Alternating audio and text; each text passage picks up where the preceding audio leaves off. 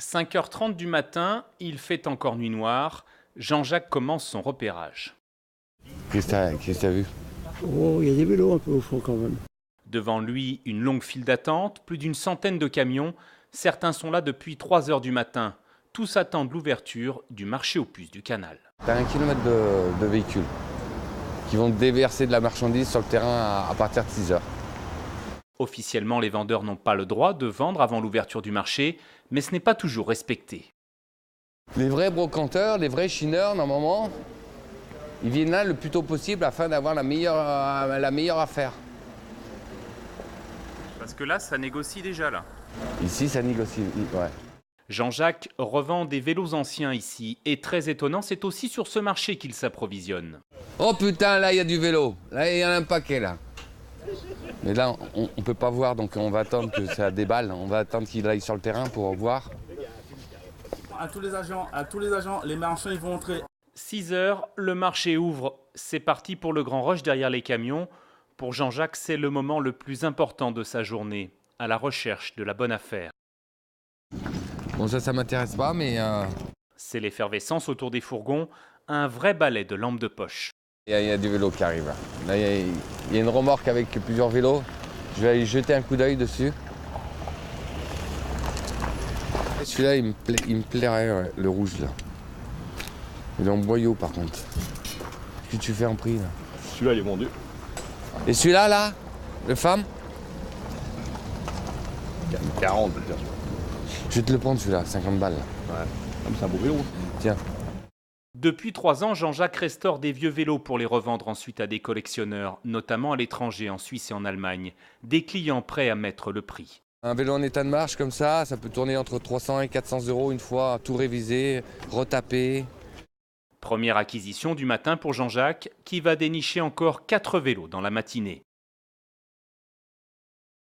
Alors que le jour se lève, les 600 exposants s'apprêtent à accueillir leurs premiers clients.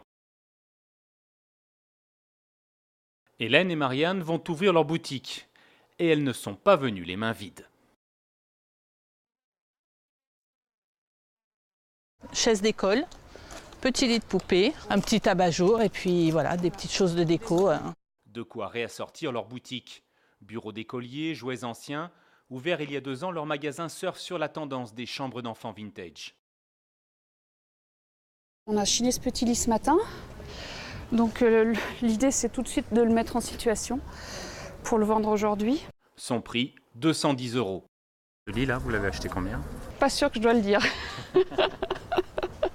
Je peux pas le dire. Des fois, on achète beaucoup plus trop cher, mais c'est un produit vraiment qui nous intéresse, donc on fera jamais une grosse plus-value dessus.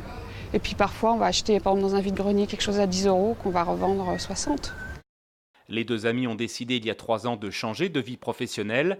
Marianne était illustratrice, Hélène juriste. Elles ont succombé à leur passion, la déco. On aime bien retravailler les objets en leur donnant, voilà, en repeignant un petit peu les pieds pour donner des petites couleurs qui sont un peu sympas et qui plaisent beaucoup à notre clientèle.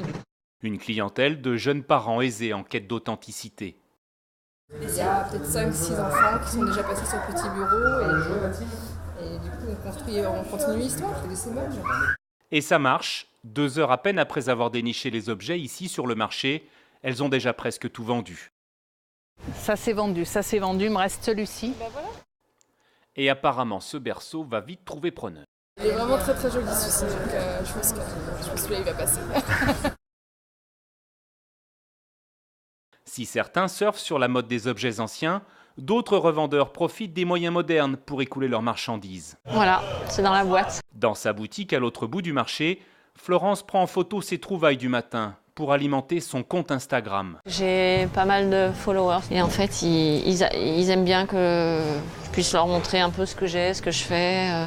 Ça peut être une façon aussi de vendre un peu mes objets en dehors de la voie classique des puces du dimanche.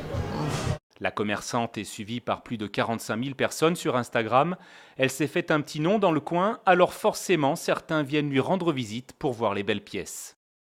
Et là, ce canapé, vous allez mettre un tissu de quelle couleur? C'est blanc, c'est beige et noir. D'accord. Caroline fait partie des fidèles et elle vient profiter des conseils de Florence. Je la suis régulièrement, quotidiennement. Elle m'inspire surtout pour, même dans la manière dont vous mettez vos cadres, voilà, dans l'harmonie, plus que après on adapte avec son mobilier et ce qu'on a chez soi, mais oui, c'est extrêmement inspirant. Fini l'image poussiéreuse des puces, avec le boom du vintage et de la déco, elle s'offre une nouvelle jeunesse.